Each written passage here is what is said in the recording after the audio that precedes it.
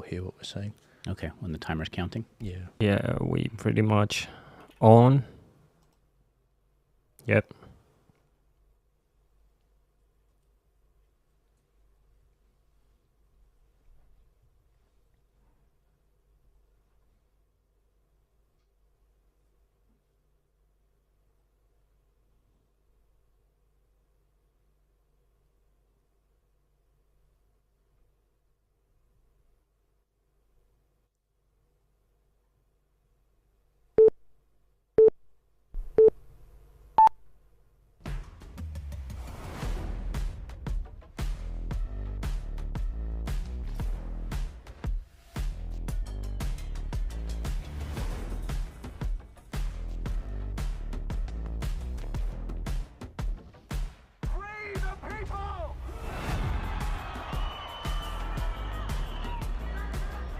Ladies and gentlemen, welcome to episode 12 of the Ark Podcast. And boy, am I excited to be back here talking to you guys because the news has been popping off. It must be an election year. Firstly, Whistleblower claims that the Electoral Commission has fabricated data to shift more people to the yes side. How councils are implementing Aboriginal treaties by stealth and how you can fight back. Christian preacher to be dragged before the Queensland Human Rights Commission over his opposition to welcome to country ceremonies. Plans for 2 new silver and gold mines scrapped in New South Wales worth billions. Why is Facebook removing pro-nuclear energy posts?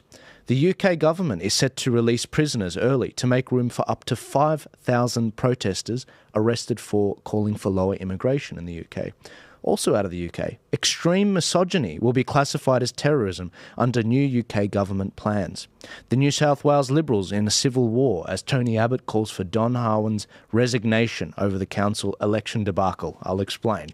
All public service employees in Victoria to receive a one-off payment of $5,600.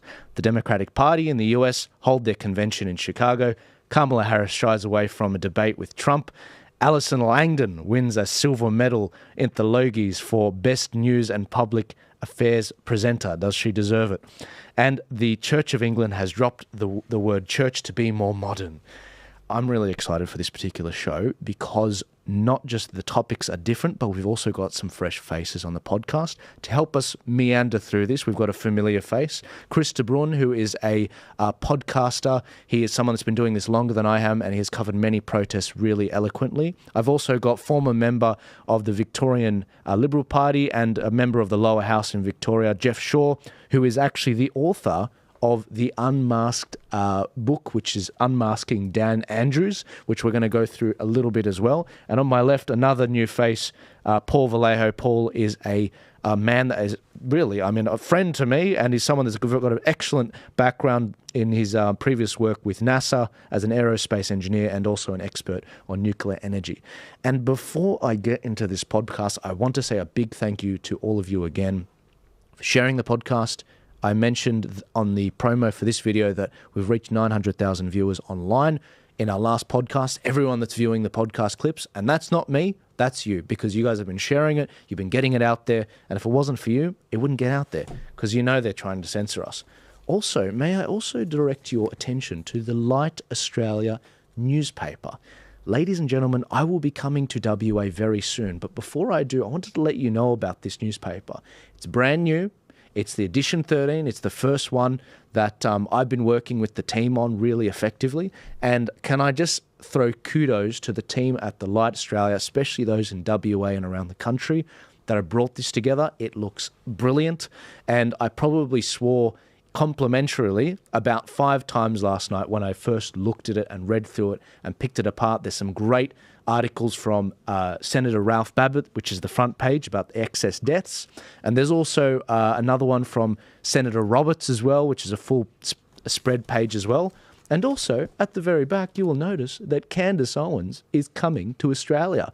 So she's doing Sydney, Brisbane, Melbourne, Adelaide, Auckland in New Zealand, and Perth as well, which I'll be coming to very soon. On this graphic here, you can see that I'll be dropping into Perth to not just meet many of the lovely people that are in Perth that have helped bring the Light Australia newspaper together, but also specifically I will be getting and laying down the grassroots and the groundwork for the state election in March next year. I haven't forgotten about it. I haven't travelled to WA more than any other state. It's the best of the states in terms of the voice and the pushback. We saw what you guys did over there, and I'm excited to share my plans with you guys. But without further ado, enough from me. Let's go into the actual topics. The first one that we've got here is actually out of the Guardian newspaper, claiming that a whistleblower has claimed he was told to fabricate data for the Electoral Commission during the Indigenous Voice campaign. You remember that vote last year for the Voice where a lot of people were saying vote no, like me, and a lot of people were saying vote yes to put a voice for the Indigenous people in the Parliament? Well, it turns out that private research that was done, commissioned by the Electoral Commission, was allegedly fabricated, according to this whistleblower. This related to a specific poll that was conducted, and it really was quite shocking when I saw this. Now, a lot of Aboriginal people that I've interviewed, like Alec Dumagy of the Northern Territory in Queensland, which is where he resides, he was saying, Joel, this isn't real, and you need to read this, you need to talk about it on the show. I was just talking to him today because it's not right. Now, I'm just trying to find exactly what the poll was, but specifically this story shows that what they've been trying to talk about with regards to Aboriginal people, it's not actually accurate. Did you guys, Chris, what was your reaction when you first saw this? I was horrified. I'm reading the article now, and I'm absolutely horrified by it. I'm shocked. For one, I'm shocked that the Guardian would even run this. Like, why would you run this? So credit to you, Christopher Nouse. Like, fantastic. Running news when you see it, regardless of agenda. Fantastic. Gives me hope. Because I run stories that are against my side. Everyone says my side. No, I run stories that are critical of what people say on my side of it because it's true. I think it improves your side. But seeing this, that McNair said that he was told to alter the location data of the surveys to make it appear they were from regional areas. Because what is it? Like 80% of the Aboriginals around the country, maybe Jeff, you'll know, 80% of the Aboriginals, they reside in in regional areas, not regional, urban areas. Sydney, South Australia, Adelaide. And so specifically in these areas, they're saying that, okay, if you vote a certain way, especially a lot of these activists, and by the way, I don't believe there was an Aboriginal check on a lot of them, the idea that they are now considered to be rurally based in the Northern Territory, and I mean, the data manipulation was nuts when I was reading through the article. Did you expect anything less? Well, no, serious. I'm being serious. I know our top 3 stories are on, let's say, Aboriginal affairs. Did you expect anything less from this campaign? From the start last year, in Victoria, I did not see one no sign on anyone's house. I don't know if that was different here in New South Wales. There was no one that had a no sign. Yeah. But there was a number of people that had yes signs. And when you question that with people, Paul, here, I don't know if you have that same thing in the States, but when you question people here who wanted to vote no, who were going to vote no, but they weren't going to put anything on their house because you know what would happen. Yeah, that's true. I think there was fear of being outside of that narrative. You know, we have this situation where the compassion has been hijacked.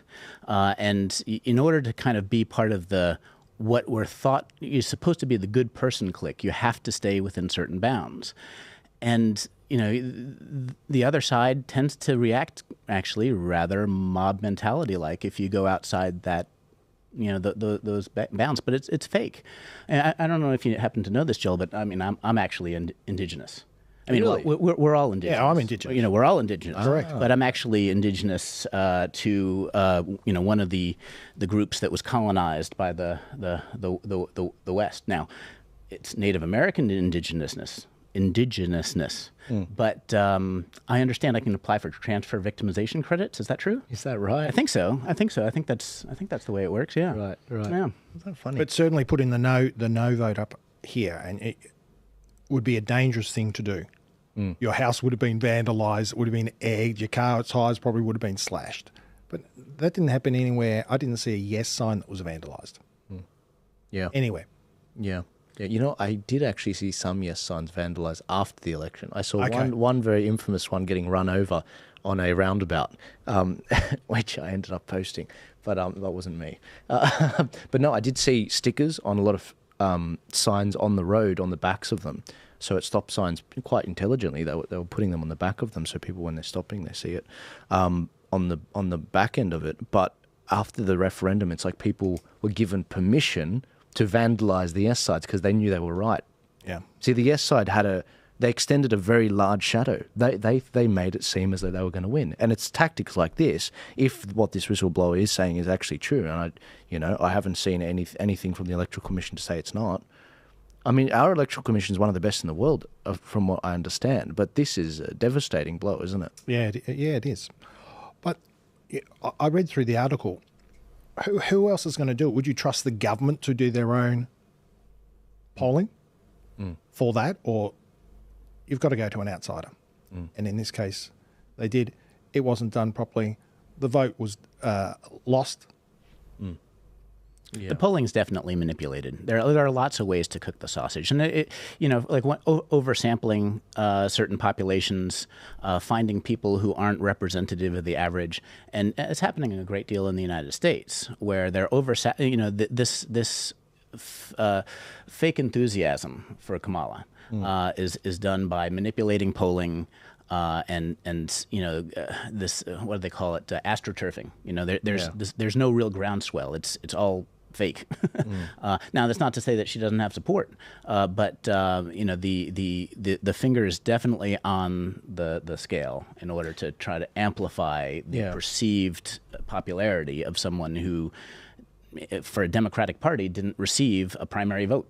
Exactly, and this is the thing. So we weren't shocked. You said, were you shocked? I was not shocked, but now I'm really worried because the other thing Alec Dumaji said on election day, I posted a video of him. He was on the phone with his mum, and he was basically saying, oh, look, the Electoral Commission staff at the voting place, they're telling me it's for this, the Voice is going to do that. It was all complete lies about what it was going to do, so they were clearly manipulating data. First off, Electoral Commission people, as you know, the workers aren't meant to tell you information about the policies of a party or a proposal. They're not. They're meant to be like, look, if you want to vote this way, you vote that way. If you want to vote this way, you vote that way. Put it in the box. Put it in the box. That's it. That is. And when people asked them, what is this about? They told them, they sold it, they marketed it for free. And on top of that, it was false. And so he's on the phone with his mum and he's like, no, mum, because Alec, he had his own reasons. He was saying, they're trying to make us cede our sovereignty if we do that. Because he's from that sort of, a unique part of the Aboriginal community that actually believes that they're going to cede their sovereignty by consent. If they vote no. And he truly believes that they manipulated the regional data in these mobile voting centres in that direction. Yeah, okay. And if that comes to light and we do find receipts and some whistleblowers come forward, which I encourage, you can reach out to me at joel@arkpodcast.com. I mean, this is really shattering stuff. And going into our next story, did you guys have any thoughts about that before I go into it? Yeah, Chris, please. I can give you some of the quotes of what the whistleblower says, that he was describing it as the ultimate betrayal of himself. And the reason why, why would you do this? The subcontractor said they didn't have the budget. They didn't want to. They didn't have the interviewers that could get out there. And that's a fair point. How do you get someone to go? But to lie, to do that? Okay, you can't get to far North Queensland. All right, fine. Don't say it. And the text messages that are being expanded saying, I'll need you to do this. I need you to put in we need to complete 40 more by the end of tomorrow. Can you please ensure that all respondents in the interview live in the postcode? That's how it was delivered to him. And that's what he feels so betrayed by this. And he asked, why can't we get the interviewer to do it? And the superior responds, because you don't have one. And that's it. They just abandoned it. And they stuffed the data up. Yeah. Stuffed it up. To make matters worse, not only did we have a democratic vote and people didn't consent to this, but now we're in a situation where they're trying to move forward anyway. As we know, after the vote, they just like, well, the states and the councils can just proceed. This next story is from Ben Ford, and Ben's doing a cracker job. I don't know who's writing his stuff. Maybe I do. But these stories are very, very good. And this segment from Ben, just short, is talking about how the councils are actually trying to introduce treaties by stealth, specifically in New South Wales, with a friend of the show, Steve Christou, who's running for council. Check it out. Breakfast on 2GB 873. Well, Cumberland City Council has tried to keep this one quiet. They seem to be on a mission to implement a treaty by stealth. plans are currently in motion to sign a treaty between 3 Indigenous land councils within the Cumberland local government area. It would acknowledge that the land Cumberland is on was never ceded. It would require consultation with the 3 land councils before any developments are undertaken in future. It's also proposed dual Indigenous names for signs. But there has been very little community consultation, and the Cumberland area voted 64% no in the Voice referendum last year. Steve Christo is the Cumberland City Councillor. He's on the line right now. Good morning to you, Steve. You get the gist of it, Rami. Well, did you have something to add on this? I don't know, Mr. Joel, what you read in the entry to the show, but you've said something that triggered TikTok. I just got a message saying access is suspended. Reason: repeated violation of community guidelines. You're joking. So we just literally, as we've been live, nuked off TikTok. Correct. Anyways, on Rumble and X, we are continuing the show with YouTube. This is literally just another day with the Conservatives. Specifically on this topic, the changing of dual signs, that rings a bell. That rings a bell. That reminds me of New Zealand. They have dual signs, and people are complaining, look, I'm trying to drive my wife to the hospital. She's in labour, and I don't know where the hospital is on this highway because they've got, the Maori language, and then they've got the English often missing, and he doesn't know how to get there. I mean, what were your reactions to that, guys? Like I say, these top 3, Aboriginal affairs is high on the list because the Labor government are doing nothing and listening to people with regards to cost of living and all the other crises that the everyday person, including, I'm assuming all of us around here, go through. I'm getting frustrated with it, Joel.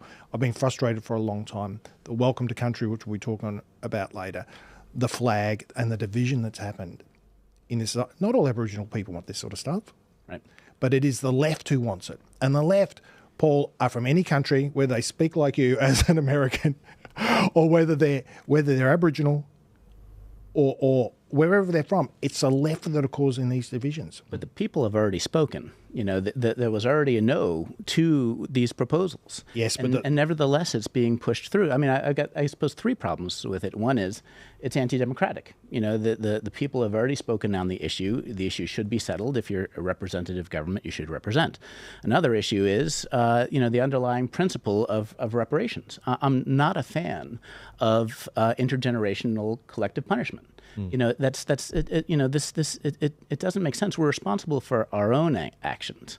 So this idea of reparations, I grew up Catholic, and you have the idea of original sin. And, it's just one of those things that it never made sense to me. We're responsible, it has a lot of good values in Catholicism, but we're responsible for our own actions, not necessarily the actions of, a prehistoric woman who happened to not be able to keep her hands off of citrus. For that, I'm eternally damned. It doesn't make much sense. So, this concept of guilt by, from actions of other people in previous generations makes no sense. I think especially in Victoria, the councils there like to be bigger than what they are. They like getting involved in this, what they might call meaty stuff. So they don't worry about the things that they're there, the core things they're there for, like fences, like for local roads, like for rubbish. They want these bigger, more meaty things. And people who join the council in Victoria, many of them tend to be from the left. And they bring this ideology with them. In Victoria now, in some suburbs, there are 4 bins. 4 bins. One for green waste, one for plastics and newspapers, one for glass, and one for general waste. This is the mentality of the left. And to do things like we're talking here with finding a treaty, well, no, let's just fix up our society that we're living in here. And not the sins, as you said, Paul, of the past 200 150, 250 years ago. Our compassion is being weaponized against us over and over and over again. I was shocked a couple of weeks ago. We had Ben Britton on the show, and he was saying that they're starting to pick up the general waste bin once every 2 weeks now. It's it's like, what do you mean? Like, Yeah, if anything, if they were getting more crammed, we need more often to come. But anyway. Why Christo is so upset is because they didn't pass it by the council. They passed it through a subcommittee. Through the asset committee, they were about to pass this. And that's why he's flipped his top. Because fairly said, if you're going to start signing treaties with 3 different councils, Gundagarra, Durug, and the Metropolitan Local Laboratory, if you're going to start signing treaties, well, this is kind of a higher level decision. Should it be done by council at all is the question well and truly beyond that. But he's upset because it's just being shoved under some subcommittee and he isn't getting a say. So that's why he should be flipping his lid, even if he did say it. And they're not stopping, are they? We do have local elections, by the way, before I forget, coming up in New South Wales. They're coming up on September 14th. We will be doing how to vote cards through the Turning Point Australia entity that we run.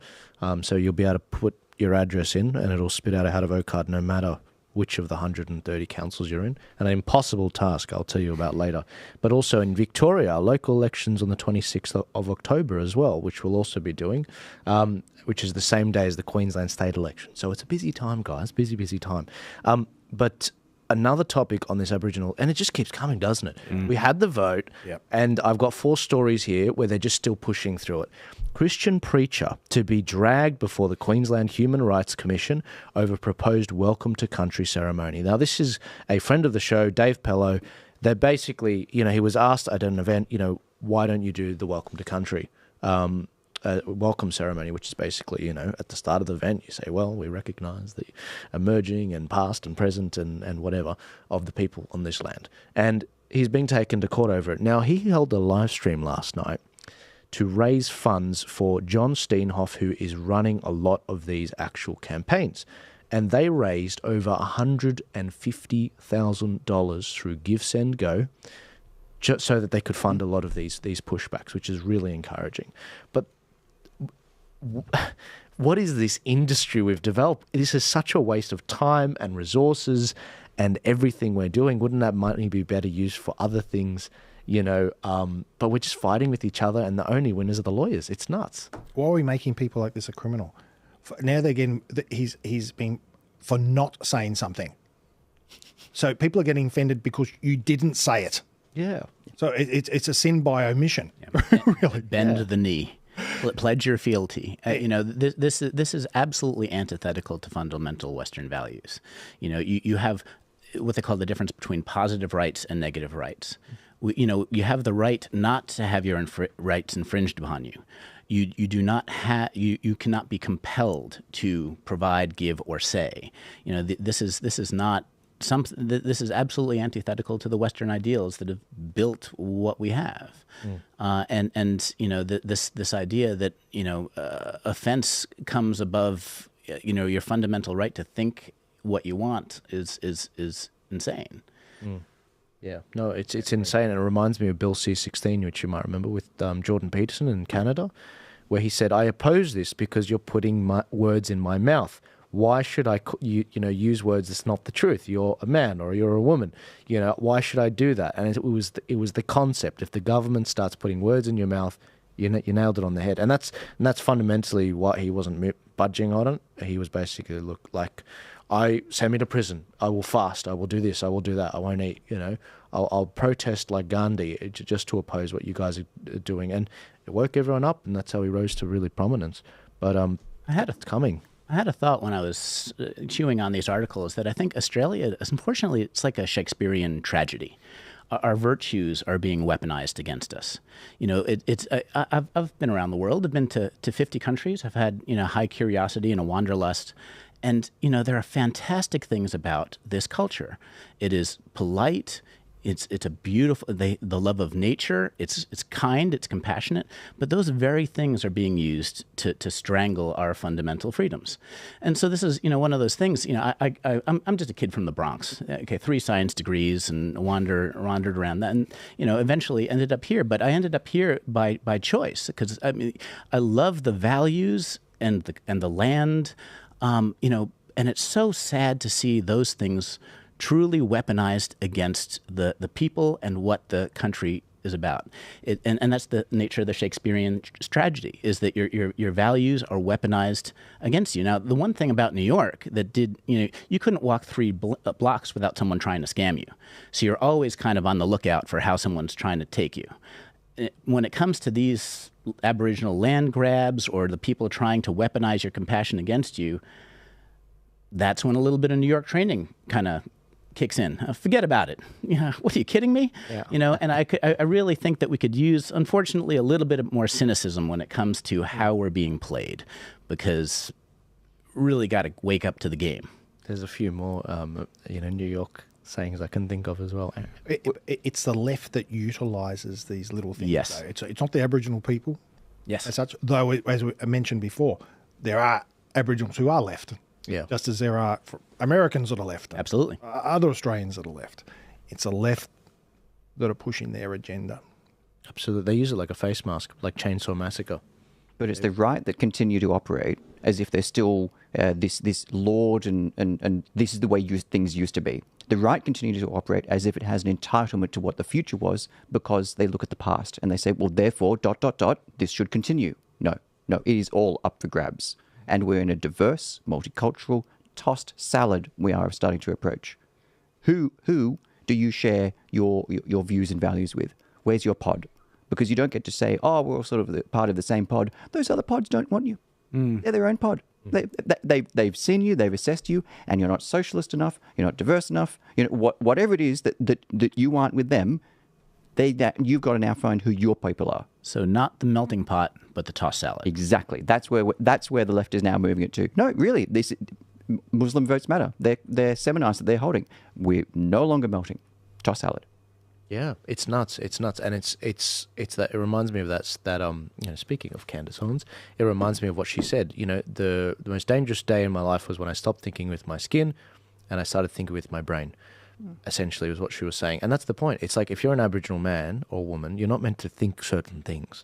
It's the same reason why it's silly to think that I would think the same way as a Muslim that looks like me. It's silly, and that's the funny thing about the Muslim world. They don't think the same. They've got Shia, Sunnis, Alawi, different denominations, and the same with the Christian world. You've got Protestant, Pentecostal, Coptic, Anglican, Catholic. I mean, it's nuts. And it's like, oh, no, if you're this, you have to think the same way. It's a trope. It's race hustlers. It's religion hustlers that are driving this because there's money in it. There's lots of money in it. Grants. There's anti-terrorism money that you can get through grants in Victoria. There's money with regards to, these Aboriginal grants that never make it to the grassroots. And that's what people like Alec Dumaji, head of his tribe, actually say. He say, it's not getting to us, Joel. That 40 billion, it's not going to us. It's going to people in Canberra. Where's the trickle down? No trickle down. I have this discussion about race all the time with people, and I try and discuss generally with race is such a broad term these days. So pretty much everyone talking about race that isn't calling someone racist is now racist. Yeah. But I have this discussion about race all the time, is that Christian is a very broad church now. It includes a lot of people who don't believe in God. And it includes people that you would be identified as a Christian. If someone would look at you and say, oh, you're a Christo-fascist or whatever it is now. That is now a broad church. They are now your people. So it really is about identifying who is part of your in-group in that broad, it's a broad Western Christian, whatever you want to call it, and who isn't. You're in or you're out. What's your in-group? To make matters worth, going back to this Aboriginal topic, and again, this isn't the Ben Fordham show, but I just love his content. There was a real change with Ben Fordham ever since the Canberra protests. He started to I really saw a step up for him. He did struggle to actually find his feet after Alan Jones left 2GB, but there was a click after that changed, a switch in his brain. And I've seen his stuff, and more recently I've been very impressed by the research. This is another segment where he's calling out exactly what happened with regards to 2 mining projects in New South Wales, which are not going ahead. One of which is a gold mine, the other one which is a silver mine, and the idea that New South Wales and Australia is going to miss out. And obviously, this is obviously tied back to the Aboriginal issues, and we all miss out. Reaches you at 30,000 feet. Call your travel agent or book now at FijiAirways.com. Sorry for the ads. News you can trust. Opinions that matter. Now, Ben Fordham comments. Sorry, I can't help but laugh. Well, Chris Minns and Anthony Albanese better be listening. The New South Wales mining sector is in meltdown this morning because the state's 2 flagship mining projects have just been cancelled by state and federal governments and courts. And it's all because of red tape and activists getting in the way. They're not coal mines. We're talking about a silver mine and a gold mine. Silver and gold are both critical to the renewable energy transition and the PM's so-called Future Made in Australia plan. The Bowden silver mine was to be located about 30 kilometres from Mudgee. It's the largest undeveloped silver project in Australia. In fact, it's one of the biggest globally. Last year, the New South Wales Independent Planning Commission approved the project. But on Friday, the New South Wales Court of Appeal ruled that the Planning Commission's approval was void and of no effect. But wait until you hear the reason. The ruling was based on concerns that the mine's 13-kilometre transmission line will have a negative environmental impact. So Sorry. It's not the mine itself that's the problem, it's the transmission line. The Court of Appeal has ruled a silver mine can't go ahead because the transmission lines will impact the environment. This is despite the fact that in order for the renewable transition to happen, transmission lines need to be built everywhere. We're told the project now has to go back to the beginning of the approvals process. It'll take years and cost millions. And that's why the project's share price tanked by 40% on the ASX on Friday afternoon. 50% of the world's silver is used for industrial applications, including solar panels, electronics and batteries. And demand for silver by solar panel manufacturers is forecast to increase almost 170% by 2030. But in New South Wales, we're shutting down silver mines and we're hurting the mum and dad investors who back them in. But there is hope because Chris Minns can step in. If Mr. Minns rules the mine is critical state significant infrastructure, the project won't have to go back to square one. A minister would make the calls instead of the bureaucrats. The second project that's been screwed over is the McPhillamys gold mine between Orange and Bathurst. It had all the federal and state government approvals, but out of nowhere, the Environment Minister Tanya Plibersek has stopped it. The minister has cited the cultural significance of a nearby river and ordered a dam to be moved. But when people press Tanya Plibersek to provide details of the cultural significance concerns, she's refused to say. The minister says it has been, quote, disclosed to her privately and must remain confidential due to cultural sensitivity, end quote. So an Indigenous activist can whisper in the Environment Minister's ear and have a $1 billion project cancelled. The gold mine was set to employ hundreds of people.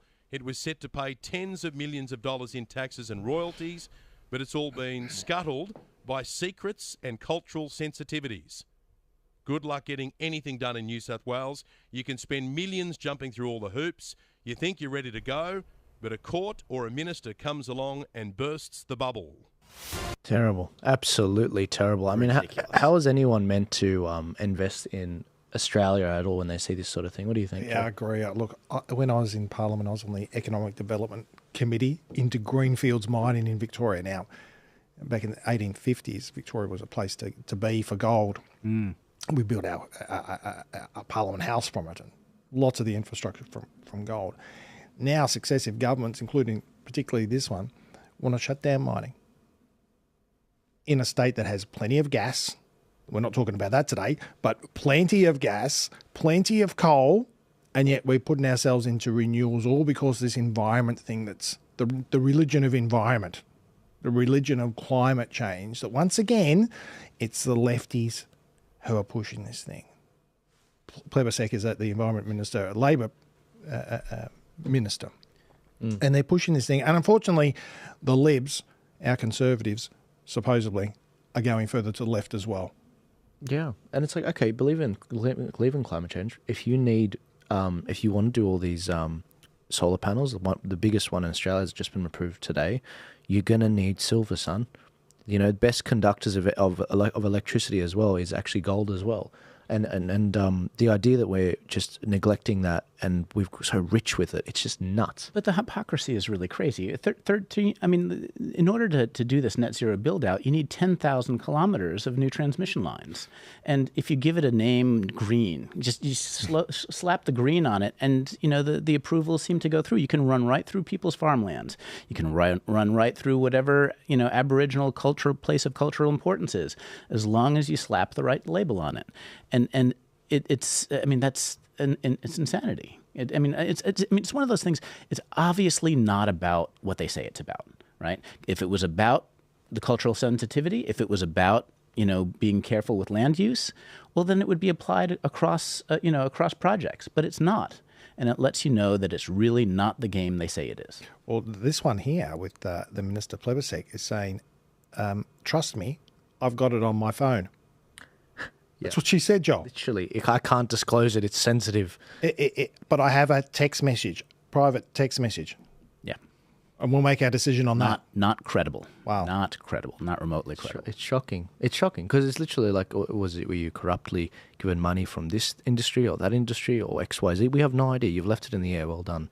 The guys, the guys living in the Central West out in Blaney are really going to hurt it. And McPhillamys, where it was going to be, about 50, 100 kilometres west of Bathurst, Blaney's been shrinking for years. A lot of those towns out there have been shrinking for years if it's not a large regional centre. So McPhillamys would have been a real boost for them there. How that dispute actually ended up happening is even worse, because the Wiradjuri Traditional Owners Central West Aboriginal Corporation did not disagree with it. They had a neutral and had withdrawn their dispute, whereas the Orange Local Land Council was firmly against it. And you have these two corporations which claiming over the same piece of land. You have this fourth level of government, fifth level of government, which then you need to seek permission from, which is why McPhillamys didn't go ahead, despite what we're talking about, a short power line. The same day they approved Sun Cable, which was 800 kilometres. But these are the kind of issues that both Paul and I will be travelling past where McPhillamys was going to be to Central West in Oberon. We'll be driving straight past the site. Perhaps we should stop in and have a look, because that's where the people who live out there are so concerned, where Ian Plymer is going to be speaking and others, and they've got 150 people going to it because these projects like that, this gets cancelled, but they're going to have they're absolutely dotted with new windmills. Yeah, and that just enrages them. They need jobs, not just new windmills that come in by subcontractors that drive back out. And the transmission lines. And the transmission lines. All for unreliable power. Speaking of unreliable power, we've actually got another story from Facebook. So this is about reliable power and how we're being idiots in the fact that we have a massive percentage of the world, over a quarter of the world's uranium. And the idea that we're not using it. Facebook is removing pro-nuclear energy content. And we see this story specifically talking about Will Sheckle and Dick Smith, who they've been getting these complaints. Specifically, Nuclear for Australia has received 44 complaints from supporters who have had posts taken down. This is just yesterday. Since when did Meta get into that realm? It's no longer okay, you're not allowed to demonize these green energy things, but now it's like saying, okay, well, what about this? It's net zero. And it's like, no, you can't do that. Yeah. It's like. Well, yeah, I mean, the unreliable power, wind and solar, it's never going to really get you to net zero. There are only two really practical ways to get you to net zero. And I'm not saying you should, honestly. I don't think you should. But nuclear, of course, doesn't have any carbon emissions. It gives you reliable baseload power over decades. The only other practical way to get to net zero, did you know that we export 200 million metric tons of thermal coal every year to Asia? We provide them with cheap, reliable energy, right? That's double the amount of energy we use every year. In Australia, I think we use 250 terawatts a year. So the only other way to get to net zero, other than nuclear, is to take the coal, half of it that goes to Asia, and you bring it right back into port, and then you got your net zero. Yeah. Yeah. I mean, the Climate Council, they complained in this particular article saying TikTok gave them a strike like us for integrity and authenticity for hitting out at the coalition's nuclear energy policy, basically taken. I mean, this is nuts, and they're completely skewing the debate. And it's like, well, who's funding you guys, basically? I just can't believe how weak our politicians have been on censorship. It really makes me aggressive. The article says 44 times content's been removed, but all of them were technical. The response from Meta is that there was a technical issue. Come on. How many grains of sand make a heap, as Tim rules? I really don't think, Joel, just on that point where you mentioned about the government worried about censorship. I mean, we just talked about Tanya Peblesek before, who censored a text message for closing down a mine. She's showing no one. Why would she not close people who are opposed opposing views. Selective enforcement is one of the primary weapons of the controllers, whoever they are, whoever actually runs the show, whoever actually runs the United States government. Clearly not Joe Biden. The selective enforcement of laws is the power. Yeah, it makes me very homicidal because a lot of people on the right, they don't quite get it sometimes. They're like, let me give you an example. When 9/11 happened, the things that we have left over from that is a security state, it wasn't that big. It didn't exist as big at that time. And that is everywhere now. So we have anti-terror specific units for the whole word terror is a relatively new term.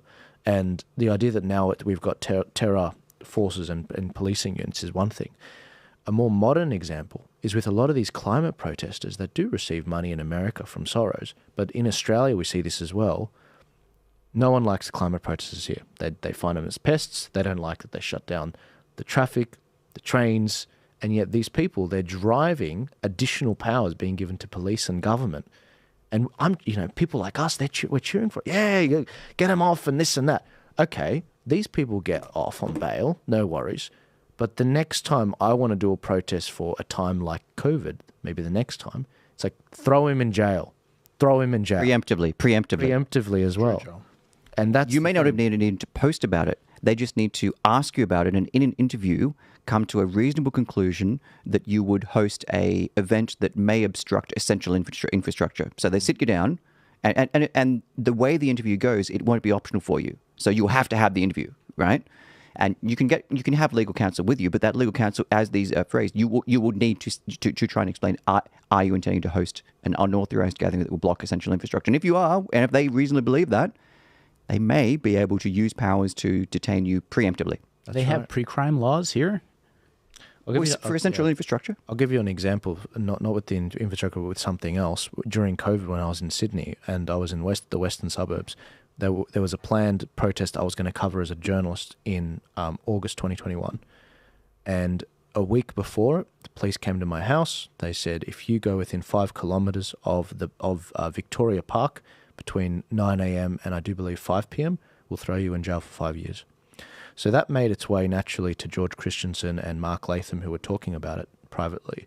And they were saying, you mean to tell me if I want Jammal to come to Parliament House during those times, which falls within the 5Ks, he'll be thrown in prison for 5 years?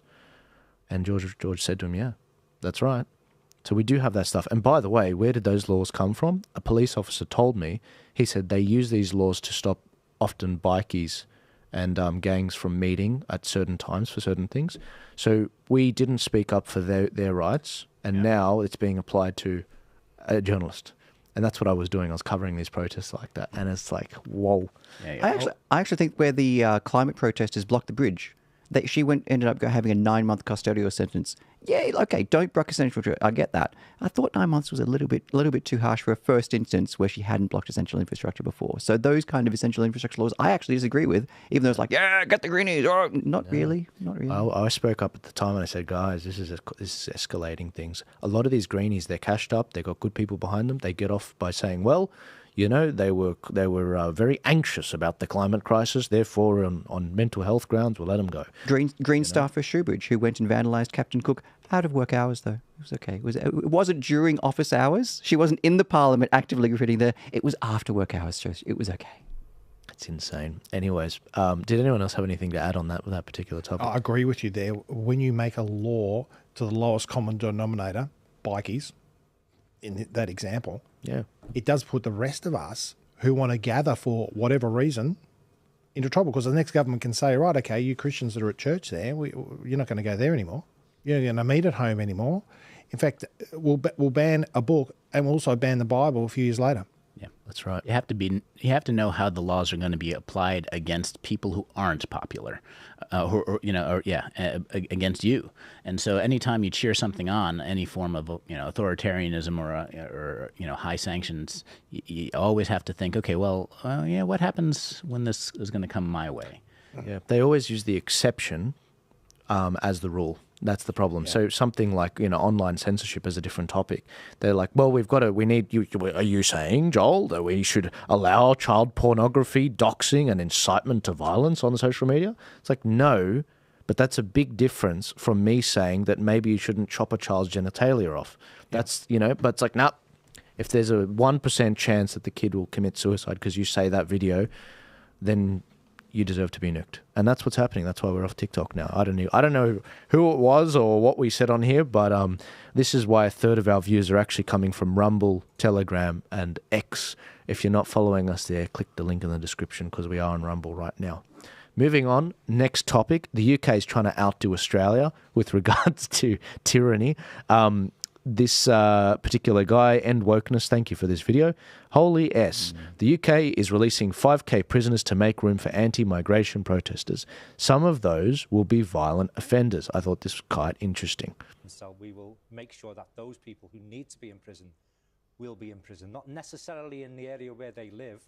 They may be 200-300 miles away from home, but we will guarantee people a prison cell.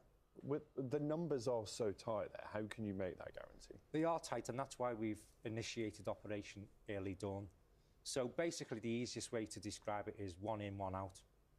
So as people get released, we can then pick up people from police cells and take them to court, and we will triage that 3 times a day. We will guarantee a prison cell. We will make sure that those people who need to be in prison will be in prison, not necessarily in the area where they live. They may be 200-300 miles away from home, but we will guarantee people a prison cell. Jeff, please. What are you thinking on that one? My thinking is there. I did all those things you sent me. I watched, by the way, but it reminds me of when I was in Parliament. Someone who worked in Parliament, they weren't a politician, came to me and said, "Look, we need to jail those who we're afraid of, not those ones that we're mad at." So we jail the ones that we're afraid of, not the ones we're mad at. And there's plenty of people we're mad at. We were just saying before, you know, oh, yeah, great, get the bikies, get that. But when they come looking for you, that's something different. But certainly the ones we're afraid of. Are we afraid of anti-immigration people? Well, clearly the left are, because the narrative of the left, that they don't like that rhetoric. It's a political position you should be allowed to have. I mean, you know, who gets let into the country is something that a representative democracy, this should be an open discussion.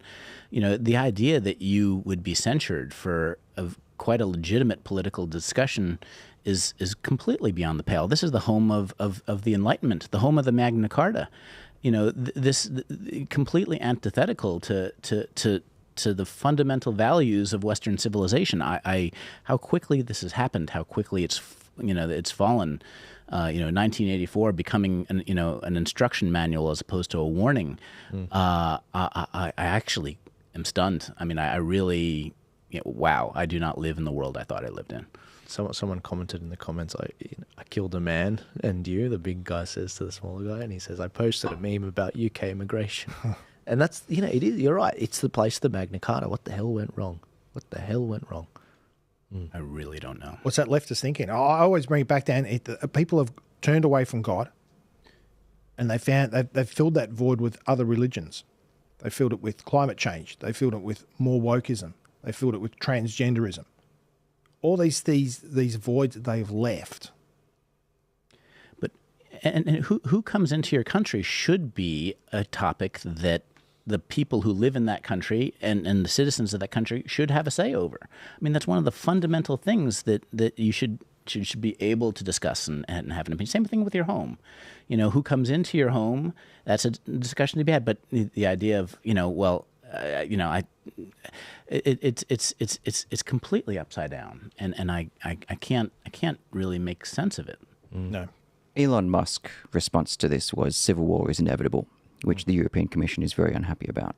Yep. I actually worry less about this rising to be a boiling conflict of street battles and what have you, and say, what if it's not? Like, imagine a situation where you look at a situation where violent criminals are released because someone swore who is Alan. What if in a situation where simply for gesticulating at police, a 78-year-old man was given a 2-year sentence within 48 hours of the offence, but the murderer of the 3 girls and six injured won't see trial until mid-next year? What if all of this actually doesn't have an effect, does not radicalise people at home into oh, this isn't something that we can just kind of hum and ha about. What if people accept and go, this is fine? That is far more worrying, also from a financial perspective, because everyone who's pushing these social left issues are also pushing economic left issues of let's borrow the bank away. This will devalue, this will not just affect you in a kind of cultural way, this will affect you in a financial way, in every single way that you can kind of fathom. This isn't something that can be isolated. As long as you get enough money and isolate yourself to the top of the pile, you'll be okay. Anyone viewing this is not 0.01%. You're not a billionaire, and $1 million won't be enough to put a wall high enough to keep a South African future out. Yeah. To make matters worse, they're expanding the definition of terrorism. Extreme misogyny is going to be included into that. This comes from Mario Nafal. He made the point that extreme misogyny is going to be treated as terrorism. Extreme misogyny will be classified that under new UK government plans. UK Home Secretary Yvette Cooper has ordered a review of counter-terrorism strategies to address violence against women and girls, focusing on gaps in current legislation and emerging ideologies. I do believe under emerging ideologies it goes on to actually say that and those that follow Andrew Tate and subscribe to Andrew Tate should also be included. And by the way, let's not forget what we covered last week. We covered the story of the fact that the police commissioner there was saying we will extradite US citizens if we need to our country. I'm a fan of Andrew Tate. What, you're going to extradite another Syrian to your country? I mean, seriously. I mean, the idea that they're pushing this is nuts. But I thought that misogyny was the new Olympic sport, wasn't? Isn't that the? So how can it be a punishable offence? I didn't even know what it was until Julia Gillard said that about Tony Abbott. Seriously, I did not know these new words that come out. Yeah, I did not know. I even forgot what pronoun was from when I was back in grade 3, learning all your adjectives and nouns and pronouns, and then all of a sudden it's become pronouns. I didn't know what misogynist was. I had to refresh on pronouns and all my other grammar. The academics, and that's funny, isn't it? You hear them and you see them with their coloured hair before you actually come across them and meet them, and it's like, okay, thank you for identifying yourself so my children can avoid you. But that's the thing. Like, it is an academic class. They use big and convoluted and you'll never catch me saying the word quintessential to an audience. You'll never catch me doing that because that's not how people talk. It's just not. That's right. Unless you're maybe in a boardroom and you're trying to play some games. But I just can't believe what's going on to the UK. And I think there are a lot of British experts that have been on this show. They are shocked, and they're just thankful that they've come here. And we saw that with the migration patterns of millionaires leaving the country. They're all coming to places like Australia, the UAE, and they're looking for a better life. You know, Australia is a net gainer of over 2,000 millionaires to this country, many of which from the UK. But every one of the homes that they buy denies one to most Australians. We're competing with the world's richest for houses and the world's poorest for jobs. That's right. To the extreme misogyny is an example of an Overton window shift.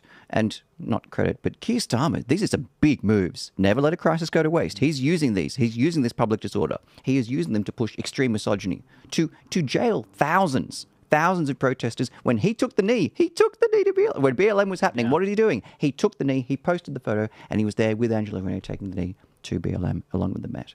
This is a clear demonstration of hierarchy. But we shouldn't be that surprised with where UK Labour were. I am surprised that the Conservatives, where's the big resistance to it? You're the opposition. You should, the default to any new policy the government makes is just to oppose.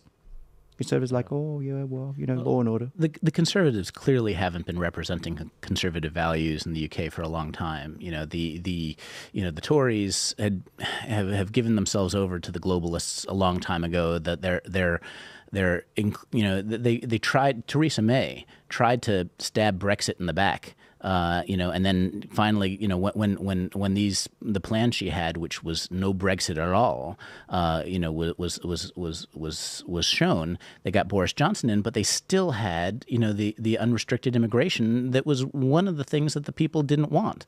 It's really clear that people aren't being represented. Not, and especially, in the UK and Australia, the Conservatives are not being represented at all either.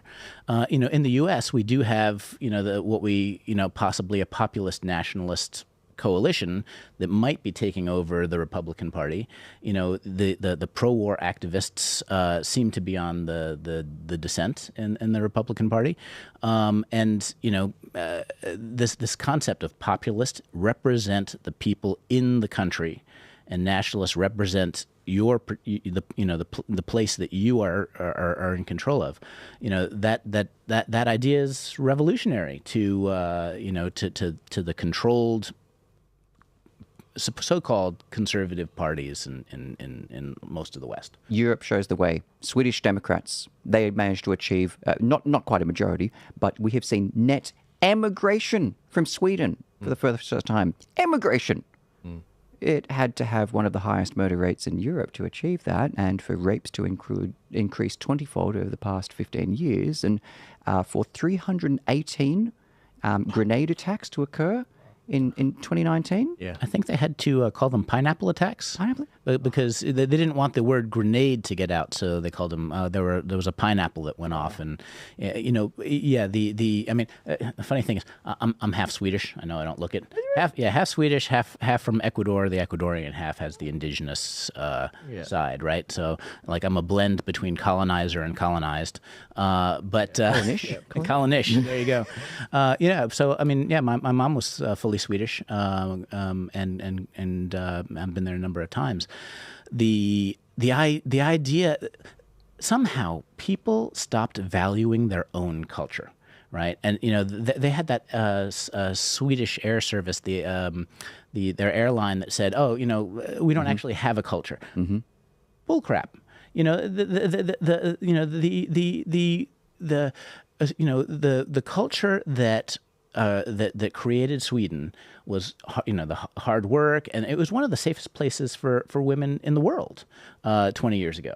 And now, you know, with the unrestricted immigration without integration, that's sort of the key difference. It's like, oh, you know, we have to adapt to you. It's not for you to adapt to us.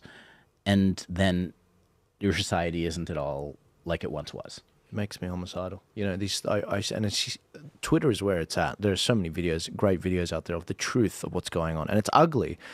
I was watching one video the other day, a Italian girl, gorgeous, absolutely gorgeous girl, and she's in tears on camera. She's talking about how she was sexually assaulted by a couple of migrants, and if it wasn't for a taxi guy pulling across the road, she's certain she would have been raped. Another one, I was looking at Sweden. There was an article about Sweden. It was saying we're on track for 1 in 4 women to basically be sexually assaulted or raped in the country. It's like this again is the false compassion, right? And it's the idea. Oh, we need to be compassionate to people far away, but you know, this lands typically on, you know, the weak and the poor in the country that you're supposed to be represented by, you know, and so, you know, who it lands on is the victimized are the people we should have compassion for, our neighbors, you know, the people in our country. But instead, this false compassion of, you know, and just letting unrestricted immigration without any attitude towards integration, just it creates no safe place for the weak people in your country. This might be a question for women, and I will be getting more women on the show very soon, but the real question for me is, I thought you guys want safety, you know, financial, physical, you like the strong man.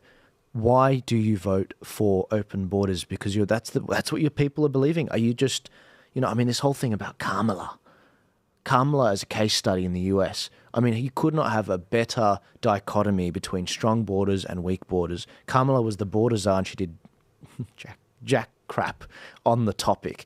And she's all for open borders. She's no worries. She presides over it she's the second in command. She's a heartbeat away from the president. She's done nothing on this. How is it the majority of women in America are voting left wing? And I have no doubt that's not going to change. I think Paul said it. He said they ride on compassion. So women are seen as more emotional, more compassionate. And maybe that links in, Paul, with what you were saying, that they then take that compassion weaponized against them. And all of a sudden there's a conundrum between, well, hang on, we're looking after refugees and people who are coming in, and oh my gosh, but they're raping us, or they're They're doing the other things that you mentioned through or Chris was mentioning through Sweden. And I think that's a conundrum. But I agree with you that women need to, well, we all do, look what's going on with your mind instead of your emotions. One of the other things is the news channel echo chamber that doesn't show a lot of the things that that happen. So, you know, if you are, you know, in a particular political ideology, pretty much most people watch news that confirms their pre-existing bias. But the left-wing news studiously avoids reporting on the negative consequences of the policies that they promote. You know, and so, you know, I remember there was a Swedish case where they said, oh, you know, if you see this man, this person has just committed a terrible violent crime, but his face was blurred out because you didn't want to stoke animus against the person you want to be compassionate to. So it's like, oh yeah, so if I see, you know, a blurry, you know, square, that's the one. That you know, get that guy. So Joel's question about safety. Safety to you as a man is different to safety as a woman. She cannot, mostly women do not seek safety in a policing sense. They seek safety in conformity. And this isn't a question about me. ASCH, the ASH conformity tests, conformity. We all conform in different ways. Most of us here, if we're in this space, we don't tend to conform and struggle to understand how safety equals conformity, but it does. And that's where you get the Kamala coming from, because what you're seeking is to fit in a feeling of safety. The hard-edged reality of it, it's difficult for most women because there's a big difference between genders. Oh my God, is that sexism? In how that's achieved. And the idea of presenting to most women, here is a firearm that keeps your border safe. Oh, that just doesn't fit in. But here is a warm woman offering you a cup of tea with Reese Witherspoon as a marmalade. Well, that feels great. That's safety. Yeah, look, again, I'm going to stop it there with the woman chat. Guys, we're going to actually do a dedicated podcast at some point with the on the topic of feminism. I've got a lot of guests that want to actually tackle that, a lot of women that want to really get their claws in on that topic, which I think is excellent because feminism is destroying the West in many different ways. And going back to the topic of immigration and everything, the guy that stopped the boats, Tony Abbott, in trying to get the Liberal Party back on track, he's called for Don Harwin's resignation over the New South Wales council election debacle. Just to jog your memory again, last week we covered the story of how there were some almost 150 candidates that were not actually submitted their forms as candidates in New South Wales, 53 of which were sitting councillors for the Liberal Party. Now, when you're a candidate for the Liberals, you're not allowed to actually submit that form yourself. It's got to be done by HQ. So in New South Wales, it's Sydney. There were a lot of candidates that could have perfectly done it themselves, gotten it done, had peace of mind, know it's done, but no. In New South Wales HQ, they were meant to do it and they didn't do it. Don Harwin and one other was responsible for that, and he has refused to resign. And in fact, Tony Abbott and many others have basically been calling for his head as a result. Sorry, that's 140 candidate forms and 48 sitting councillors. In terms of the size of the debacle, there are some that are saying that this is the biggest debacle with regards to administrative things happening in political parties. Jeff, have you seen anything like this? Well, clearly he needs to be sacked. If he's not resigning, you sack him. Or if he's elected, he needs to be taken out. For that to happen, there's not too many more important jobs. You've got an election cycle that comes around, whether that's council, state, federal. Here it's New South Wales. There's a council elections coming up. Have we got all the boxes ticked? That one box. Have you got that one box ticked? No. Could it be any clearer that the Liberal rank and file are not being represented by their executive? It can hardly be any clearer. You know, how much can they get kicked by their executive before they do more? Well, as much as that person's not doing his job here in New South Wales, the Liberal Party opposition in Victoria are not doing or representing their people either. I think they're just happy to sit in opposition. They're not ticking any box down there. Just like this guy, the executive. You need to have a strong team. You need a strong executive, and you need strong people on the ground as the face. So you need the back room and you need the front face. And not just a strong face, but almost someone who actually represents the values of the rank and file of the party, as opposed to these captain's picks and not representing the values of the party. Yeah, that's probably what I meant by having that strong. Kind of strength. That's a good kind of strength. Yeah, you're right. You're calling on them to resign, and again to remind everyone, Jeff Shaw is a former member of the Victorian lower house. And so you know internally how the Liberal Party is meant to work, and I have no doubt you'd be demanding this. This guy probably would have resigned back when you were serving, straight away if this happened in Victoria. It kind of reminds me of when the Secret Service head didn't want to resign immediately, and it's like you have one job: protect the president. Yeah. Would Michael Kroger really have resigned in this situation? Would he have? He wasn't. As a personality, though, would Kroger have? I think he would have been so embarrassed that it just wouldn't have happened. But I think he would have been so embarrassed and he would have been pushed because no one would be. He wouldn't blame someone else and be like, "Oh, it could be. He could very well have been. My fault. What could you do?" Could very well have been. Sorry. But he could have been voted out the next election. Former Victorian Liberal president. Oh no, I know Kroger. I was just going to say, the argument they were saying, one of the excuses was one of the other guys, not Don Harwin, the other guy. He was saying that the reason this happened is because we thought the cutoff was 5 p.m. not 12 p.m. I'm like, you mean to tell me you would have submitted 150 forms in 5 hours? Maybe the day before.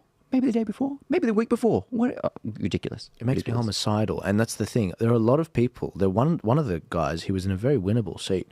He was going to be and guys, these are mostly these are conservative guys that were going to run, guys and gals. And the idea that they're not in that earlier story about the treaties, do you think there's more or less opposition to that? And that's not including all the other stuff with regards to, how these councils approve certain developments in your area, the smart city stuff, everything. Incompetence or malfeasance, what do you think? Exactly. And also, I mentioned last week, often, the way George Soros has taken over America, he buying off and engaging a lot of these district attorneys.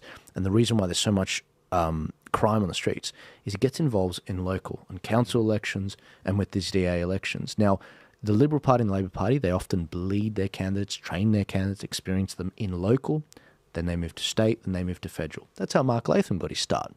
He started. Well, certainly, the Labor and the Greens certainly have that as their fan base, as their starting ground. It's a cesspool of leftism. Is councils, and not many people of conservative values used to go in because they were busy working, they were busy doing things, worrying about family, worrying about business. Whereas these others that had a more of a political persuasion, they took an interest in politics, so more leftist stuff. They came in and wanted those roles. Yeah, so an entire generation's wiped out. The gateway to get elected at the next election lies in New South Wales, Queensland and WA at this stage. That's where the majority of the seats are that Liberal needs to win.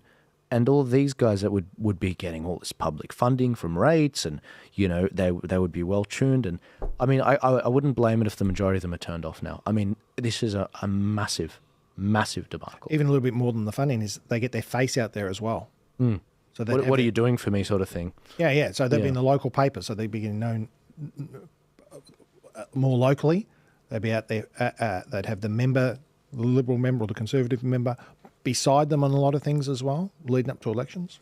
And Don Harwin wasn't elected, how do I say this, in a way that was transparently clean. Is that? I have no idea. But I've been awash in leaks this week from different people. But the one person who has been willing to put his name to it, former state executive member for the Libs, Carl Kratasi, he's always said for a while, since he got expelled from the party, which was about 6 months ago, along with Cameron Zuli on that night, he said that it's irretrievable, cannot be reformed. And I thought it was a bit of hyperbole because, when that kind of breakup happens, you're like, you're upset. But surely they'll come around. They'll lose. They'll reform themselves. They lose the state election. They'll come around. But I saw this and went, he's right. This is irredeemable. Maybe this rot really is that deep that you need to go all the way to President beyond Keane. It's that deep that maybe it does face a UK-level Conservatives wipeout before they turn the corner. Maybe he's right. It's nuts. It's absolutely nuts. And to make matters worse, we're seeing this massive civil war heat up. We've got Tony Abbott basically blowing up the ship there by saying, look, this is not on. This is not how we run the ship. I'm a statesman and this is not what we used to do. But in Victoria, now looking at Victoria, what's the Victorian state government doing? They're actually put an agreement forward where public servants will be given almost like a bonus, a one-off $5,600 payment, lump sum, pretty much no questions asked. I mean, Jeff, what's this all about? Well, there is no questions asked. But once again, I know it's disappointing for many of us around here, but it shouldn't be surprising that Labor overspend. They're really... I mean, I don't know why they need to give it to the public servants. The public servants are already going to vote for Labor. We have 10% of our working population It's a buy-off. is a public servant. This is going to cost... There's over 350,000, 360,000 people who work for government in Victoria. I don't think all 360 are going to get that payment. I think it's just particularly the public. But there's over 50,000. That's nearly $300 million that's going... I guess the word that comes to my mind is shameless. What comes to yours? Incompetence. Even more, it's shameless could be the one. I relate to someone who's got a credit card or a kid that has all this money, goes into a lolly store and just spends whatever they want. But they have a bottomless pit of money, but they don't. Because when I was in 2014, the state debt was $20 billion. $22 billion was state debt 10 years ago. It's now $168 billion. No respect for OPM, other people's money. Yeah. Yeah. Well, if it's other people's, then you spend more of it. I mean, that's what I've found. But crazy things, when you've got that spending mentality, they've got to spend on something. I was saying to Chris before, they dig holes. They dig in all these tunnels and dig in all these holes, and no one's seen anything yet. Yes, they will. But in typical style, it's over budgeted, not just in money, but in time as well. I mean, if you've got people there who are flicking signs as stop and go people, someone that I know personally told me he's on 180,000 last year. 180,000 for flicking signs. That's about what a lower house member gets paid, politician. It's about what a principal at school gets paid.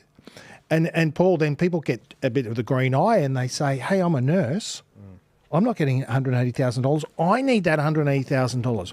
Well, no, you're getting paid pretty well. That person's getting paid far too much. Oh, yeah. I mean, that's insane. Insanity. And I think one of the main, I guess two things, accountability and transparency are two things I want infinitely more of.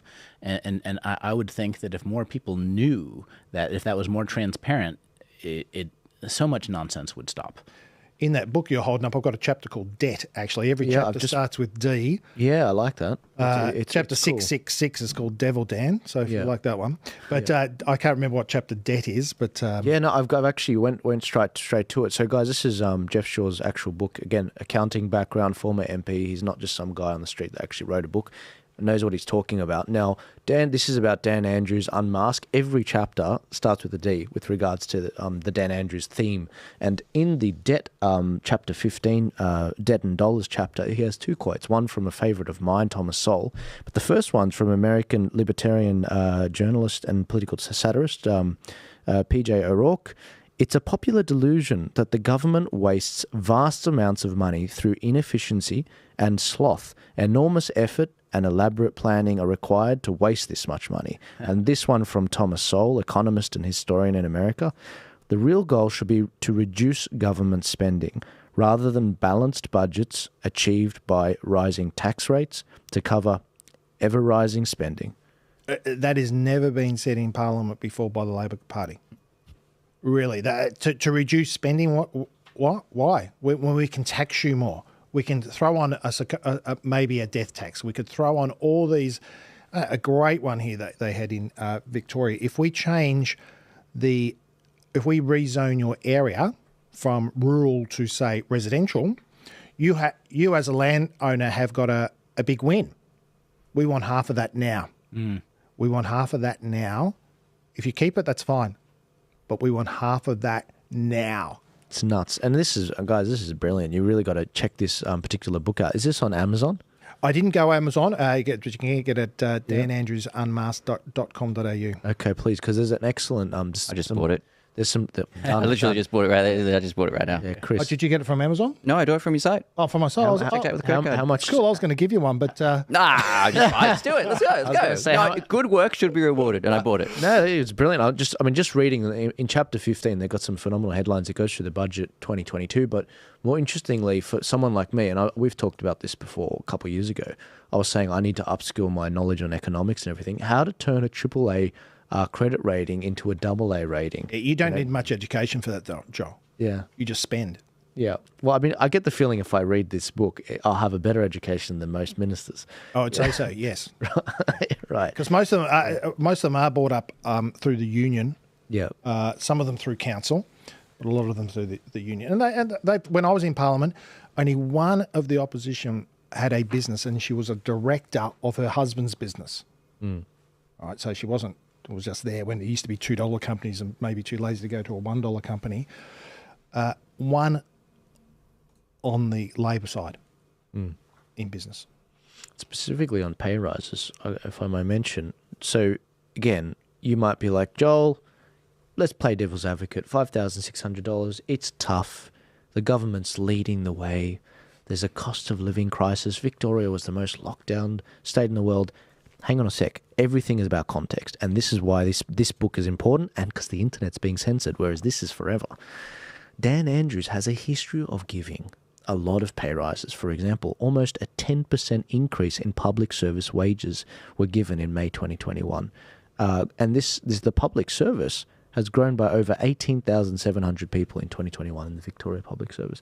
Guys, what is it, like the biggest growing sector in the I think it certainly is. And one thing I say to people is the government, they suck resources out of human resources. Human resources. Because if you can get $180,000 flicking a sign for a government build, if you're why would you produce something? Yeah, or if you're even a barista or something like that, which we have a lot of in Melbourne, why would you be getting $50,000 a year? Let's go do it 3 times that much and flick a sign.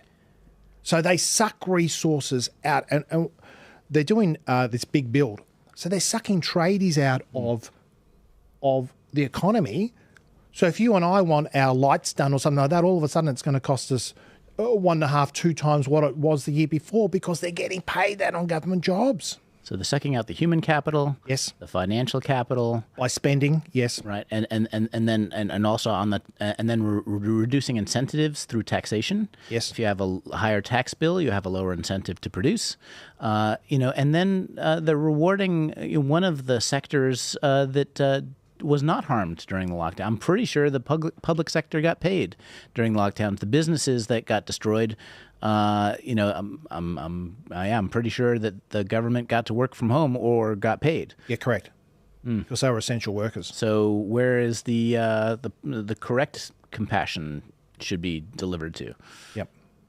I think I've said this before on the show. I think we need to build a wall, across the border of New South Wales and Victoria. Maybe. I mean, would you let me in though? I'd like to be able to. There's a closing window. Look, the way look, it'll be New South Wales Welshman building wall, so it'll go a lot quicker than Victoria. No, but look, seriously, like because we look at what's going on in America with regards to, the purpling of Texas due to a lot of people from California moving across. It's like, you need to leave those ideas there, guys. You need to leave those ideas there, because what's happening is this will translate into it's a factory of these bad ideas around the country. Yes, it is. And you know that because you see it happening with California. California and Victoria have got a lot in common. Their leaders are relatively charismatic when it comes to dealing with the press's questions. Honestly, the number one question I was asked about Dan Andrews in the pandemic, everyone said it. And it's not like they were talking to each other. They'd say, how is he still alive? Yeah. I'm like, what are you saying? What are you saying? Well, people said that to me as well. But what do they mean by that? I'm naive. Can someone please explain it to me? Like, I don't know what with all the pain that he was causing people. Yeah. Why didn't someone take him out is what they're basically saying. That makes sense. But the idea that, because I was looking, my phone is a walking documentary of what happened to Victoria. But the idea that people wished death upon the guy, like, they never said that about Gladys. And it's not, she didn't do nothing. She did targeted lockdowns of southwest Sydney, which targeted the ethnic people in Sydney. Like, it wasn't nothing. But they called her this word and that word, the C word, the B word, but they never said that. But with him, people in New South Wales and around the country and in Victoria said, I just don't know how he's still alive. And it's like, what do you mean? But they voted him back in, though. They did right? vote him back Which in, is like Stockholm syndrome to the max. It was crazy. So it was only a few people that was actually saying that, because you're right. He got voted back in, not with less people either, by the way. Yeah. Not with less seats. Inexplicable. Yeah. Anyways, moving on. And that's thanks to, partly the preference whisperer, Glenn Drury, who is a funny guy. Moving to another former premier, Mark McGowan is on his 5th job after retiring. The man that led most of the world with regards to lockdowns. He was one of the first and was hailed by a number of countries, including, I do believe, Tucker Carlson for his early lockdown as well, before Tucker Carlson realised what was going on. So he's taken up another job with regards to an energy company, which is quite interesting, obviously being a heavy industry state. I haven't sent this round to you guys because it's literally dropped. It's not a Ukrainian company, no. I guess this is a wider question without, obviously you guys hadn't looked through this yet, this just came out now. Is there a problem with regards to people moving from the public sector to the private sector and then leveraging their connections to get things done? And, I mean, Jeff, I guess this is probably for you as well. Look, I think I never got any cushy jobs like that, let me tell you. At all. Yeah. In fact, I've worked for myself most of my life. But I think you build up through your life networks. And I think sometimes you call on those networks. You just do. Why would I, if I knew a mechanic who I knew did a good job, why wouldn't I ring him instead of going to somebody else? Or if I needed help on something, why wouldn't I go to a person that I know? So as much as it... Can I give you an example? Because I think specifics, when it's specific. So ScoMo, he negotiates the AUKUS agreement and then he gets a job with one of the UK entities that are doing that. I mean, that sort of thing. And this is worse in America, by the way. It icks me. It icks me. But at the same time, we were talking before about if you bring a law in, where does that stop? Can I not talk to anyone that I knew in Parliament or anyone I knew before Parliament? Yeah. So as much as that feeling of, I don't like that, jobs for the boys, well... Yeah, it's a hard thing. How do you codify it? I mean, you can think that something should be illegal, but then you have to write a law that applies to this, specific situation you're trying to deal with, and not be overly broad or capture things that it shouldn't. But the revolving door is clearly a problem. I mean, if you sell out your own people, you can land a cushy job right afterwards. If you're, inside the narrative of, in terms of, I mean, it could be in any industry. You're good, and it also happens not just with the politicians, but with the regulators. The FDA. It's called regulatory capture. Is the term for it. The revolving door. It's much cheaper for any large company to pay off a regulator than it is to make your product 10% better. You know what I mean? So if your regulator or your politician is for sale, that is the cheapest ROI. That is the cheapest return on investment you can get, as long as there isn't something that stands in the way. I think what you were saying, Joel, with if there's been a big contract signed, then you leave and you're instrumental in it, and then you leave and go join an associate or that group, I think that's clearly something's, you've used public money and bought yourself a job a good job in the future. But I was talking more on that networking side of things. Where do you draw the line? You've built up people, you've built up contacts, you've met them at meetings. Well, I think while you're in government, like if you can't buy someone a mug, right? But once they leave the government, and sometimes there's cooling off periods. Excuse me, like could be 6 months or whatever else. But sometimes that's worth the wait. So there's some people, if I may say, were saying that I was talking to one guy the other day, my uncle. He was basically making the point that, look, Joel, maybe it needs to be a bit more like Singapore. What is Singapore? 8-10 years. There was a guy that brought that in and said, look, I can get the country back on track, but I need time. This is my vision. If you commit to that, that's what I'll do. And he did that. Now, looking back at what's going on in Australia, my uncle was making the point quite intelligently, in my opinion. He was saying, look, Joel, the problem with a 3-year term on a federal level, even on a state level 4 years, is by the time you've gone around repaying everyone that donated to your campaign, you know, and maxed out and whatever, you don't know, you're already trying to get ready for the next election. Whereas if you have a lot longer of a period of time, a bit like some of these Asian countries, then you're actually able to do something for your country.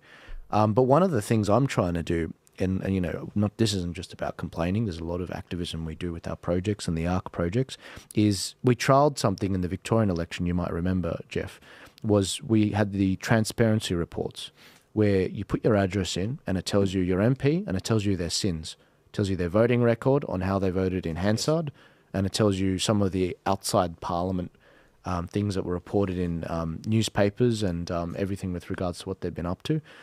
I think we need more of that, and there's actually nothing, to my shock, in Australia like that, so that's what we're doing. But I think people being made aware of it, if they then go and vote for that MP anyway, it's like, as long as it's consensual. I just wanted you to know that that's what he's done. That's it. You know? Some like Australian Christian Lobby, I think at one stage did, when it came to abortion, who voted for abortion, who didn't, and on Christian issues or family issues. But you're talking more a detailed everything on issues.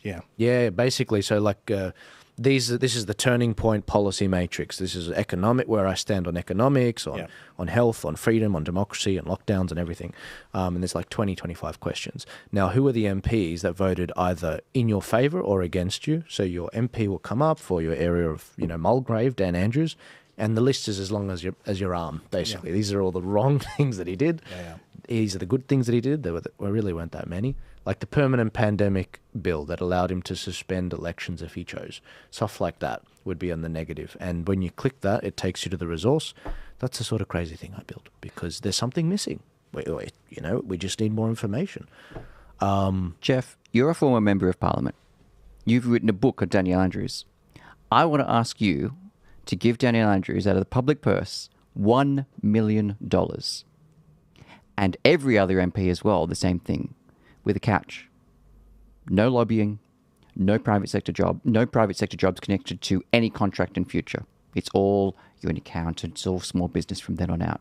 But you get $1 million a year. Every MP, including you, for that matter, gets $1 million a year. We close that revolving door. But we burden the Parliament with close on $250 million a year just to lock these people off. And if you got caught, I don't know, public lashings. Okay, maybe not that far, but 20 years jail. Severe breaches for that. Chris, that's why many years ago they used to have a pension.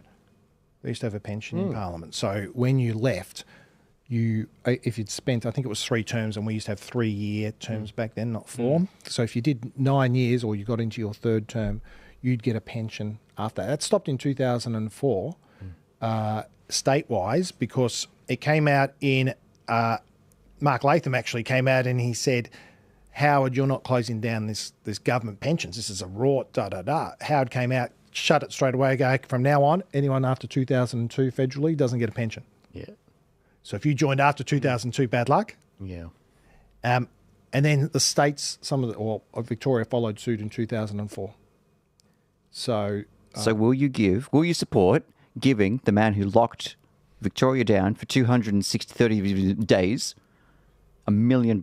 No chance. I mean, he's getting his pension anyway, but he was before that 2002. But he has to give $1 million for the rest of his life and 1,000 generations. Other way. Well, I think that could hard to get bipartisan support for that. I think the problem with that is once we start going down the route of, that was a good try, by the way. I think once because you brought that up on the second show, I think. When you start going down that route... Did you get a good answer? No, well, it was okay. It was okay. He got sympathy from me. He did get sympathy from me, because I've heard that from some people. But the problem is, and it's trying to stop lobbying, and I get it. But the problem is, the words of the founding fathers in America come to mind. You can't govern an immoral people. Now, if we start cutting deals with terrorists per se, or the devil, then I think that we're starting to be like compromising our values. And it's like, I personally, in the early days of Australia, especially New South Wales, it was only landowners that could be of the house of the upper house of New South Wales, because they were the only ones that had enough money to do it as a service. They weren't getting money out of it. It was as a service to the country. And I do believe there were 12-year terms for the upper house of New South Wales, not 8-year, which is what we have now. I'll keep going beyond that. Rhodesia was not segregationist. You could be a member of parliament, vote, black, white, coloured, whatever it was. It was not racist in its way. You just needed to own land. So it wasn't discriminatory in that way. Despite the view of it as a racist country, it wasn't. South Africa went down a much more racist, we're going to put a pencil through your hair and see if it can fall out and what have you. So there is something to it. There is something to there is something to it in the colourblind, you have a stake in the future. JD Vance's view is, do you have kids? Yeah. Do you have kids? You've got skin in the game now. There's got to be something that filters out the suicidal element of societies, which will always be there. We try and look at the left, the Victorian socialists, and that, and like, oh, they're suicidal. That will always exist. But how do you not end up setting up or kind of going down very violent paths? There was a interesting video which I was looking at. Don't bring it up just yet, Rami. But Rami sent me a fascinating video on Vietnam and what they were doing over there. I don't have it in front of me.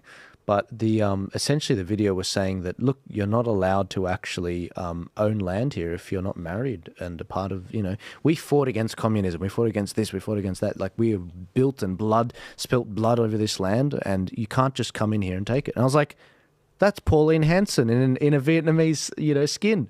I was like, and that's right.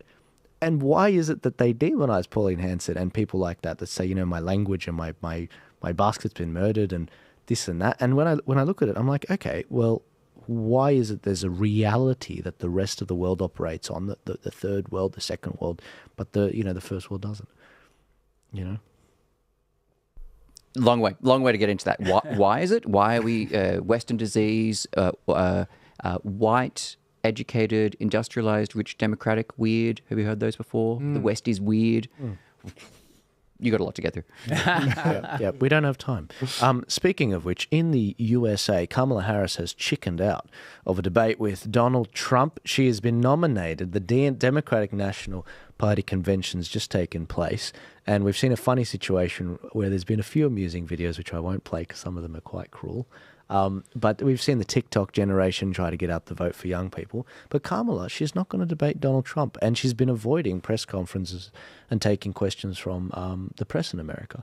And it really is quite astonishing this week, and I'm curious what you have to say on this, Paul. They didn't have a situation where they had a primary. In previous elections, they had a proper primary. And even then, they were it was subverted.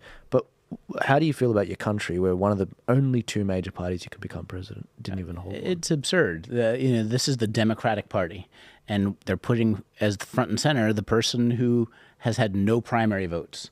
So Joe Biden clearly wasn't running the show for a long time, and so whoever the puppeteers are, they basically got Biden passed the primaries. He got all the primary votes, and then one day he woke up and found out that that he's been taken out. Even the New York Times, Maureen Dowd, who's a long-established person in the New York Times, wrote an article. I think she was something like, a coup is still a coup. He got. It's kind of from the old Soviet days. You'd go off to the dacha and you'd come back and you'd find you're no longer, the premier anymore, whatever I forgot what they called it during the Soviet days. Biden gets sick with COVID, gets out of bed a couple of days later and finds out he's no longer the front of the ticket. And that's the Democratic Party. Yeah. Amazing. Yeah, it's disgusting. Did you guys have any thoughts on this particular question, or? I have no interest in her at all, actually. Right. I certainly have interest in Donald Trump winning again. Very good. And that's why I put you on the Trump hat side. So, very good. I really have to ask my guests for consent because it appears on the show behind them. Well, I'm surprised you didn't let me put one on. Oh, you're welcome to don one now. I was going to say, on this particular topic, it's kind of crazy that, the Democratic Party allowed this subversion of democracy to happen when a Kennedy was running. Because it was shaping up really well, and he was getting a lot of grassroots support before any of this happened, and they just completely subverted they snookered Kennedy. Yeah, I mean, they didn't even want to give him Secret Service protection, except maybe he would have been safer without it. I don't know. But moving on from this particular story, we are going to keep covering the US election. But the last story I wanted to cover, I can't do it on YouTube because it is going to get me banned. So if you want to click the link in the description, if you're on YouTube right now, on any of the accounts there, click the link below, join me on Rumble. We've got a lot of good people there that I'm about to quickly take some questions on. The topic is on Alison Langdon winning a Logie Award, and we're about to talk about the jab and that time that she went after Craig Kelly. And I don't want the internet to forget that because it was very disrespectful. She never apologized, and she's without honor and dignity, in my opinion, and the idea that she's being celebrated as a journalist, as the number 2 silver medal journalist with regards to presenting and breaking the news, it's just like, what the hell? And again, this isn't just me as a competitor going after her. It's about honor, and it's about actually setting it right. I'm a Christian. I believe you can ask for forgiveness, but no apology has been made to Craig Kelly. So, Rami, if you don't mind just cutting YouTube now, and just give me the nod when we're...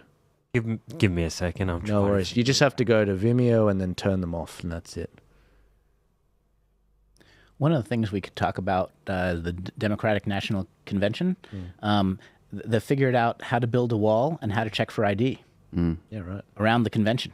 Oh yeah, that's right. They erected a wall. They cannot do that at the border. That's right. And you can't ask for voter ID to vote. But to get into the Democratic National, I mean, this is where it's obviously not about what they say it's about. No. If it was about, it's racist to ask for ID, well, then you would do it to get it. Then you wouldn't be able to do it to get into the Democratic National Convention. Yeah. I mean, it's transparent dishonesty is all over the place. Yeah. It's amazing. Both Matt Walsh and James O'Keefe have both made their way into the DNC. How did that? Did they check his ID? Or I wasn't there for it, but they're both inside. They were both inside. In disguise. Interesting. Yeah. It's hilarious. How'd you go, Rami? No good? Yeah, I'd probably get maybe Chris to talk more about, Kamala, and maybe he could go and help me. Just again going through the DNC process after Joe said that he wouldn't run. The reason why you didn't see any other nominees, and this ended up with a final virtual roll call when it came to nomination, was remarkable because July 21, Joe says he's not going to seek re-election. But you then have July 23, everyone falls in line. July 25 is when they announce that applications for the nomination will begin and end in 2 days' time on July 27 at 6 p.m. So on July 25, you wake up and you say nominations for